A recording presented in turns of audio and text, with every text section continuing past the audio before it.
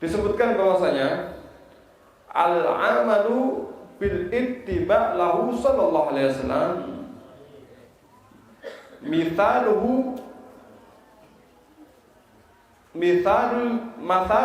mathalul jauhar al-ghali al-musmin wa ghairihi minal asya'il musminah fa qaliluha kal katsiri min ghairiha. Disebutkan bahwasanya beramal tapi sesuai dengan sunnahnya Nabi Muhammad SAW, beramal sesuai dengan yang pernah dikerjakan oleh Rasulullah SAW, maka perumpamaannya adalah perumpamaan permata atau sesuatu yang berharga yang lainnya. Misalkan itu adalah kecil, misalkan itu adalah sedikit, tapi itu bandingannya adalah banyak kalau dibandingkan yang lain. Karena permata. Gambarannya gini loh. Gambarannya gini. Ada batu permata. Permata itu batu ya. Sak meter. Ujung jari, ujung jentik. Ageng napa iki? Alit ya, sak meter. Matur-matur niki lek dibanding nih, lek ditumbas nih regane sak meter iki. Ini ternyata kita bisa beli batu yang bertrek-trek. Nah, saya bilang ya, kecil begini tapi dibandingkan batu yang bertrek-trek tidak sepadan. Perlakuannya berbeda. Kenapa? Permata. Kita ini kalau beramal tapi sesuai sunnah Nabi Muhammad SAW, maka amal kita yang sedikit ini, yang remeh ini, maka itu akan menjadi sesuatu yang sangat berharga karena bernilai seperti permata. Contoh, orang semuanya minum, setiap hari juga minum. Tapi ternyata minum kita itu mengikuti minumnya Rasulullah SAW. Minumnya bagaimana? Minumnya 3 kali teguhan, 3 kali nafas. Berarti untuk tek, mboten minum, minum lagi, minum lagi, gitu. 3 kali teguhan. Simpel ya? Tapi jangan dianggap remeh. Kenapa? Karena hal tersebut adalah mengikuti yang pernah dikerjakan oleh Rasulullah SAW. Maka walaupun sederhana, walaupun kecil, walaupun sedikit, tidak akan pernah bisa disamai dengan amalan yang serupa, tapi tidak sesuai dengan yang pernah dikerjakan oleh Rasulullah. Nilainya seperti permata. Nah, contoh lagi. Semua orang tidur. Semua orang tidur. Tapi ternyata ini orang tidur tapi membawa sunnah Nabi Muhammad SAW. Berdoa sebelum tidur, miring ke kanan, kemudian napa malih? Punya wudu, kemudian napa malih? Meminta ampun kepada Allah sebelum tidurnya dan memaafkan kesalahan-kesalahan orang lain. Dan seterusnya, remeh ya?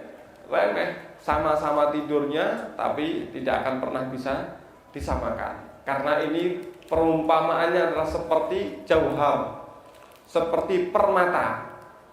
Sedikit, kecil, tapi nilainya jauh lebih besar. Oleh karenanya, ini Sayyidut Taifah Al-Imam Junaid bin Muhammad Al-Baghdadi, beliau mengatakan at-turuq ilallahi kulluha masdudah illa ala man iktafa athar Rasul sallallahu alaihi wasallam. Semua jalan menuju kepada Allah Subhanahu wa taala itu tertutup, buntu, pengen menuju kepada Allah, pengen kenal kepada Allah, pengen dekat kepada Allah Subhanahu wa taala, pengen punya posisi, kedudukan, derajat di sisi Allah, pengen dicintai oleh Allah Subhanahu wa taala, maka semua jalannya tertutup kecuali bagi orang yang mengikuti jejak baginda Nabi besar Muhammad sallallahu alaihi wasallam. Qadaman ala qadamin bijidin auza'i. Berarti step by step tapi penuh dengan kesemangatan.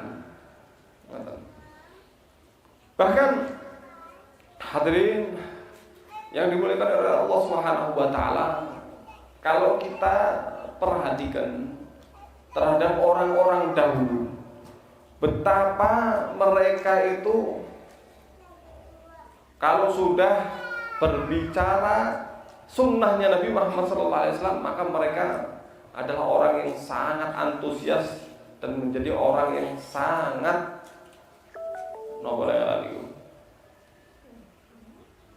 tidak mau meninggalkan sama sekali. Itu namanya fanatik, mungkin.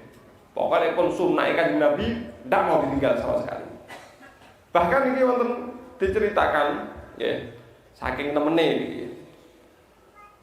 Niki wonten tiyang disuguhi bidih. Bidih niku napa? Bidih niki ternyata waluh ya. Bidih. Lek diterjemahkan ini aslinya semongko. Kok. Bidih. Semongko. Cuman kalau terjemahnya sih semangka, cuman katanya warnanya bukan merah, waluh malah. Semangka kuning. Semangka kuning. Wallah alam. Kita lanjutkan. Berarti ada saking mereka itu betapa perhatiannya terhadap sunnah Rasulullah SAW. Salah satu dari mereka itu dihidangkan bidih. Bidih itu kayak semangka, kayak waluh begitu ya, sejenis-jenis itu, melon mungkin seperti itu. Ternyata ketika dihidangkan beliau itu tidak mau makan. Lalu dibilang, kenapa tidak mau makan? Saya semuanya kepingin mengerjakan sesuai dengan yang dikerjakan Rasulullah. Loh. Nah ini kan ada tabir, sudah ada dalilnya, ada hadirnya yang menerangkan Rasulullah pernah makan bidih. Pernah makan. Oh iya betul.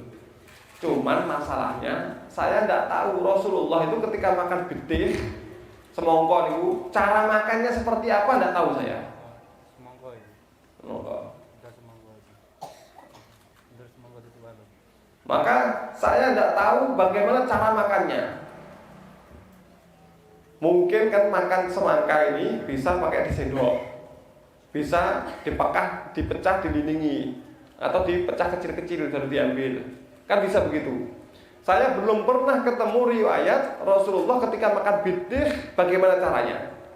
Sebelum saya tahu cara beliau makan, maka saya tidak mau makan bidih. Mereka seperti itu hadirin. Mereka seperti itu.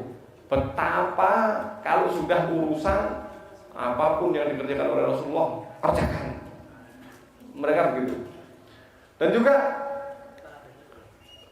salah satunya ya yang dikerjakan oleh mereka mengenai berpegangan betul terhadap sunnah Nabi Muhammad SAW. Sering kita sampaikan Sayyidina Abdullah bin Umar. Sayyidina Abdullah bin Umar ketika berjalan ternyata ada seakan-akan beliau itu ada sesuatu yang menghalangi, endo oleh bahasanya. Endo. Ditanya, "Loh kenapa? Tidak ada apa-apa kok kayak menghindar." Ya, dulu Rasulullah lewat sini, persis di sini. Dulu itu ada pohon, ada rantingnya. Dan Rasulullah waktu itu menghindar. Sekarang rantingnya sudah tidak ada, tapi Rasulullah pernah menghindar. Saya kerjakan. Masuk akal? Tidak perlu masuk akal. Tapi mereka begitu, pernah dikerjakan oleh Rasulullah, selesai. Tidak banyak cincong. Pernah juga Sayyidina Abdullah bin Umar ini lewat suatu daerah, tahu-tahu kendaraannya itu diputar-putar, muteri begitu. Ditanya, kenapa muter-muter? Dulu ada pohon di sini, Rasulullah pernah muteri itu. Sekarang pohonnya tidak ada, ya sudah, saya muteri. Nah, kalau sudah pernah dikerjakan Rasulullah, kerjakan. Bukan sunnah itu, bukan syariat. Adat pun, kebiasaan pun, yang penting pernah dikerjakan oleh Rasulullah dan kita niat ittiba, ngikuti beliau, selesai. Maka kita akan tetap mendapatkan pahala. Ya. Makanya Sayyidina Ali bin Abi Thalib. Sayyidina Ali bin Abi Thalib itu pernah naik kendaraan. Ya. Setelah naik kendaraan, beliau baca doa safarnya. Nah, doa safar gimana, Pak? Jangan kan beberapa kali naik kendaraan gitu, berdinda. Gitu, Pak sepeda motor, betul loh. Itu tunggu nih loh. Mboten donga. Donga mboten. Bismillahirrahmanirrahim. Doa sapu jagat ya. Jagat pun dimawon disapu oleh iki. Nggih. Dongane Bismillahirrahmanirrahim. Bismillahirrahmanirrahim. Subhanalladzi sakhkhara lana hadza wa ma kunna lahu muqrinin. Wa inna ila rabbina lamunqalibun. Bismillahirrahmanirrahim. Umursaha inna rabbina ghafurur rahim. Bismillahirrahmanirrahim. Allah la haula wala quwwata illa billah dan doa-doa seperti itu. Setelah beliau membaca doa, ternyata beliau itu Sayyidina Ali bin Abi Thalib itu tersenyum. Senyum gitu. Orang-orang tanya, jenengan kok moro-moro senyum tanpa sebab? Ini kok ora sebabnya? Maka beliau menjawab, dulu saya pernah melihat Rasulullah setelah naik kendaraan baca doa terus kemudian beliau tersenyum. Maka saya ikuti beliau. Tidak banyak cincong, tidak banyak tanya. Rasulullah kenapa kok tersenyum? Oh, tidak perlu. Beliau kerjakan, saya kerjakan, selesai. Mboten sami kan kalau kawula panjenengan nggih. Iku napa kok senyum iki napa? Hikmahnya apa? Manfaatnya apa kan ngoten nggih. Lain zaman dulu tidak, Rasulullah kerjakan, saya kerjakan, selesai. Nggih. Hadirin, betapa mereka berpegangan terhadap apapun yang pernah dikerjakan oleh Rasulullah SAW. Bahkan diceritakan Al-Imam Al-Habib Abdullah bin Alawi Al-Haddad. Al-Habib Abdullah bin Alawi Al-Haddad ini, beliau min sunnatin illa wadittu illa anni qad amiltu biha.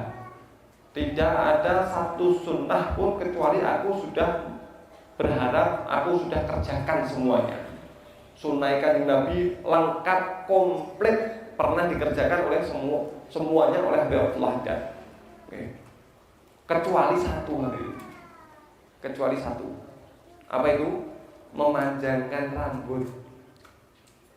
Kenapa? Karena memanjangkan rambut waktu itu adalah simatul fusak, menjadi ciri khas orang-orang fasik waktu itu. Waktu lek wong gondrong iki preman nek kasane awake dhewe. Zamane riyen nggih, zamane Habib Abdullah bin Alawi Al-Haddad. Padahal Nabi Muhammad rambutnya itu bainal jummati wal bafrah, di antara lek pendek itu telinga begini, lek lagi panjang sampai pundak. Rambutnya Kanjeng Nabi itu. Rambutnya Kanjeng Nabi itu lembut terus panjang ngoten. Terus sigar jambi lek bahasa Arab. Beliau kalau membelah rambut niku cuman pakai pembelah lek jenengan nate ningali, kula nate ningali niku wonten suri tapi sing lincip niku lho. Nggih jukas, gagange niku sing lincip niku kertas iki. Napa lek niku. Lah niku Kanjeng Nabi lek belah ngeten tok. Sret dibelah sret. Dibelah ngeten tok. Pun lemir manut rambutnya. Jenengan kan engkel-engkelan saya, gitu. Lalu ini buat seret, pun seret, langsung terbelah sigar jambi. Kanjeng Nabi Muhammad SAW. Ya, subhanallah ya. Beliau Rasulullah SAW seperti itu, rambutnya panjang segini atau sampai pundak. Tapi di zaman Habib Abdullah Haddad, rambut gondrong itu adalah menjadi simbol orang fasik, sedangkan beliau itu adalah qudwah.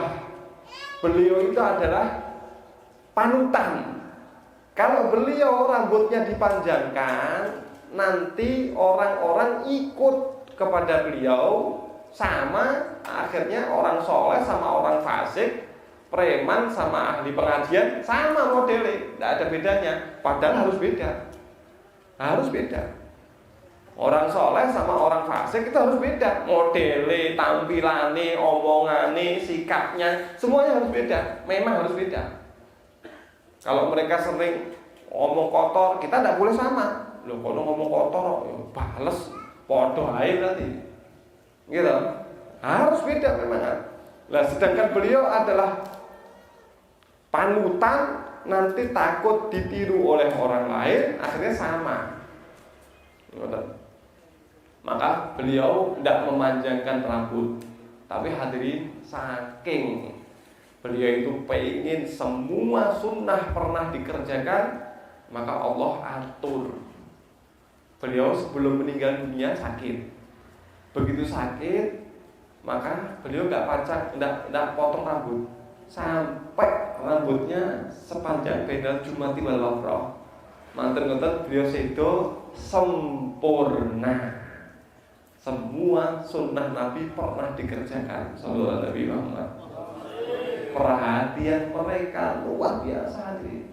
Bahkan ini hadirin, ini wonten, tapi jangan salah, ngikuti Rasulullah ini adalah di dalamnya ada pertolongan dari Allah Subhanahu Wa Taala. Ini Imam Ahmad bin Hanbal, tepang minimal pernah dengar namanya. Imam madhab Hambali. Beliau itu pernah dicari oleh pemerintahan karena dipaksa untuk mengakui bahwasanya Al-Quran itu makhluk. Al-Quran itu bukan kalam ilahi, tapi Al-Quran itu adalah makhluk. Begitu. Dipaksa oleh raja waktu itu. Akhirnya beliau bersembunyi. Setelah bersembunyi, ternyata 3 hari kemudian, jangan berpolisi gitu loh Pak, berpolisi, naudzubillah ya, naudzubillah. Nah itu berpolisi, tahu-tahu beliau itu setelah 3 hari keluar dari persembunyiannya, bingung.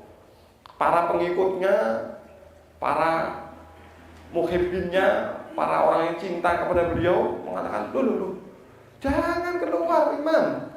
Innahum al-an yatlubuna. Mereka semuanya sekarang lagi nyari Anda, sembunyi. Jangan. Bahaya nanti ketangkap Anda lagi di OTT. OTT DPO. DPO ya. OTT salah ya. DPO. Lagi DPO. Ternyata beliau mengatakan, faqala inna Rasulullah sallallahu alaihi wasallam lamma ikhtafa minal kufar lam yankuth fil bar akthar min 3 ayyam fala azid ala sunnah. Beliau mengatakan Rasulullah sallallahu alaihi wasallam ketika dikejar oleh orang-orang kafir, beliau sembunyi di dalam gua. Ini kalau pas perjalanan hijrah, beliau kan sembunyi di dalam gua. Ternyata beliau sembunyi tersebut tidak lebih daripada 3 hari. Maka saya tidak mau lebih daripada sunnahnya Nabi. Nabi sembunyi 3 hari, ya wes, mau dikejar pun oleh musuh saya akan keluar, nggak mau lebih dari itu. Sallallahu Nabi Muhammad. Atus ngoten niku. Maka bagaimana mungkin derajat mereka tidak akan diangkat oleh Allah Subhanahu Wa Taala. Tapi ternyata kelihatannya songsoroa. Buktinya ketangkap Imam Ahmad dan buktinya sampai dicambuk Imam Ahmad.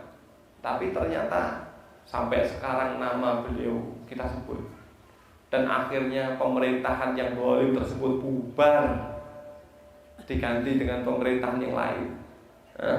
Dan akidahnya tersebut ternyata juga nyungsep, hilang. Akidahnya. Subhanallah, pitulung Gusti Allah datang. Hadirin, kula paringi Kalau tadi cerita, itu kan riyen tau, riyen angel ditiru. Kita cerita yang sekarang aja. Ya. Salah satu contoh, saya dengar cerita ini dari orang tadi yang menceritakan tentang perjuangan Sayyidina Habib Umar bin Habib. Beliau diceritakan, yang cerita orang peraksana, orang tadi. Beliau itu ketika datang dari kota Baidhah ke Tarim itu sudah dikuasai oleh orang-orang yang punya pemahaman berbeda. Berarti orang ziarah kubur dibilang kafir, kayak begitu. Terus amalan ini, amalan itu semuanya dibid'ahkan, maulid bid'ah, terus dan lain sebagainya dibid'ahkan. Dan mereka menguasai masjid-masjid hadirin. Masjid-masjid itu dikuasai oleh mereka. Lalu langkah yang ditempuh oleh beliau apa? Yang ditempuh sama seperti yang pernah dikerjakan oleh Rasulullah SAW. Rasulullah ketika datang ke kota Mekah, waktu itu kota Mekah dikuasai oleh orang-orang kafir Quraisy, betul ya? Maka beliau cara dakwahnya adalah tidak langsung ke pusat-pusat tersebut, tidak langsung ke Masjidil Haram, tidak. Tapi beliau dakwahnya di rumah Darul Arqam, di rumahnya seseorang. Dan ketika di situ, maka beliau ajarkan orang-orang untuk menjadi kuat, kader. Ketika sudah kuat, nah ini yang bagian ngajari yang lain nanti. Jadi paham ya? Maka Habib Umar waktu itu diceritakan beliau tidak bisa masuk masjid, diusir hadirin, diusir. Maka beliau sewa rumah, beliau pinjam rumah seseorang dan untuk ngajari murid-muridnya di situ. Setelah diajari murid-muridnya sampai mumpuni begitu dalam beberapa waktu, maka beliau langsung kirimkan murid-muridnya ini untuk berceramah dan berdakwah di masjid-masjid. Ketika berdakwah datang satu kali diusir, datang lagi diusir lagi, datang lagi diusir lagi, sampai akhirnya penduduk itu komplit. Kenapa kok diusir? Lah mau ceramah menyampaikan ilmu kok diusir? Biarkan. Kenapa? Biarin. Lah sama-sama kalian mau menyampaikan ilmu, ini juga mau menyampaikan ilmu, kenapa? Biarin. Akhirnya bisa masuk. Tapi diganggu dengan sedemikian rupa. Ternyata masih ada sisa-sisa masyarakat itu, masih ada sisa-sisa kegemaran mereka terhadap ziarah ke kubur, kegemaran mereka terhadap maulid Nabi Muhammad dan lain sebagainya, amalan-amalan yang telah dibid'ah-bid'ahkan terus. Akhirnya mulai sedikit demi sedikit dan akhirnya tersebarlah kembali, dan akhirnya pemahaman yang tadi itu sekarang sudah semakin menyingkir dengan sendirinya. Apa hikmahnya tadi? Karena beliau ikut strategi mengikuti sunnah baginda Nabi besar Muhammad Sallallahu Alaihi Wasallam. Sesuatu yang remeh, sesuatu yang ringan, tapi sesuai sunnah Nabi akan mendatangkan pertolongan dari Allah Subhanahu Wa Taala. Terakhir contoh, kita kasih contoh lagi. Kaum muslimin, pasukan kaum muslimin yang lagi berjihad di jalan Allah memerangi kaum kufar dengan berbagai macam strategi dan peralatan, belum berhasil untuk memenangkan pertempuran. Berbagai macam, gak hasil-hasil. Sampai akhirnya ini jenderalnya ini penasaran, kenapa kok gak berhasil? Ayo coba, karena jenderalnya baik ya, panglimanya ini orang soleh. Ayo tanya ahli hikmah, para orang alim. Tanyakan kepada mereka, kira-kira apa sebabnya kok tidak berhasil? Tanya kepada mereka, ternyata jawabannya barangkali ada sunnahnya Nabi yang kalian tinggalkan. Apa ya? Salah satu ditanya, ini pasukan bawa siwak enggak? Tahu siwak? Ini loh siwak. Jangan betul Pak? Ibu? Waduh. Sunnah lagi. Ini sunnah nih, kayu aja ya. Ini kalau kita mau sholat, kita pakai siwak lebih baik daripada 70 rakaat tanpa siwak. Sama-sama 4 rakaatnya, tapi kita pakai siwak 70 kali lipat. Ini buat Allah ridho, buat syaitan benci. Ini kalau dipakai, maka doa-doa kita akan dijabah oleh Allah. Dan ini memudahkan kita untuk mati husnul khatimah. Dan ini menyebabkan banyak pertolongan dari Allah Subhanahu wa taala. Kayu biasa, ngeten tok, tapi sunnah Nabi Muhammad. Jangan ketinggalan iki lek saged murah Pak, awet. Murah awet, nggih. Sudah. Kemudian hadirin, maka ternyata pasukannya itu tidak ada yang bawa siwak. Diperintahkan oleh jenderalnya tersebut untuk mengambil siwak. Maka di padang pasir itu, siwaknya kita padang pasir, tumbuhan semak belukar gitu. Maka diambil sama mereka, bawa siwak. Terus pasukan ini sedoyo siwakan. Masya Allah. Buat siwakan, subhanallah, pertolongan dari Allah Subhanahu wa taala turun kepada mereka. Dilihat sama musuh-musuhnya kan bolak-balik perang kan. Tapi dilihat, loh, lagi kok kaum muslimin depan kan gitu, depan. Kaum muslimin kok semuanya pakai kayu begini-begini. Apa ini? Drodok mereka. Berarti mereka ada ro'ab itu gemetar, grogi. Lek badhe tarung grogi niku 50% lebih itu kekuatan hilang. Betul ya? Mungkin deredek. Mereka dengan persepsi masing-masing. Ada yang beranggapan, wah ini koyoi, nggak pedang nggak berhasil, untungnya diminjiti. Nah, ini kan namun persepsi bawah. Ada yang lulu kaum muslimin ternyata panganannya kayu wah enggak. Maka setelah mereka gemetar, digempur oleh kaum muslimin, buyar, diberikan kemenangan oleh Allah Subhanahu wa taala. Sebab ngugemi, sebab megangi sunnah Nabi Muhammad sallallahu alaihi wasallam. Remeh. Tapi kalau mengikuti sunnah Nabi Muhammad sallallahu alaihi wasallam adalah jauhan, permata, tidak akan pernah bisa dibandingi dengan amal yang banyak. Tapi tidak sesuai dengan, tidak persis sesuai dengan sunnah Nabi Muhammad sallallahu alaihi wasallam. Maka nggih, cari tahu, cari informasi nopo ingkang pernah dilampahi Kanjeng Nabi dengan lampahi selesai. Kanjeng Nabi lek kepanggih paling tiang senyum, jenengan kerjakan. Kanjeng Nabi adalah orang yang pertama kali mengucapkan salam ketika bertemu. Pada ketemu langsung assalamualaikum, disi-disian. Wah, niku Kanjeng Nabi. Lan jenengan tercetan. Assalamualaikum warahmatullahi wabarakatuh. Nggih. Berarti apapun yang pernah dikerjakan oleh beliau Rasulullah sallallahu alaihi wasallam, kita kerjakan, manfaatnya akan datang kepada kita semuanya. Insyaallah mugi-mugi paling taufik hidayah hidayah.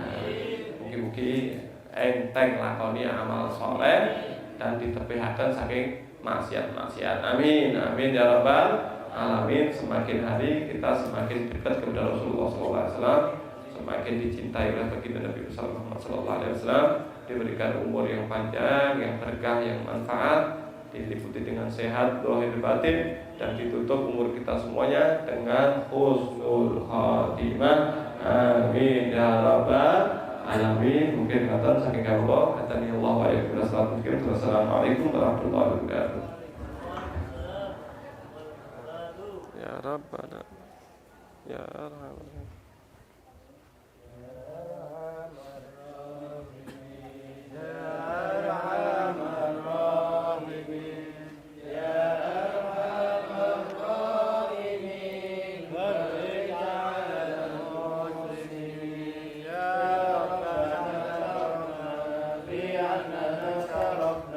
وأن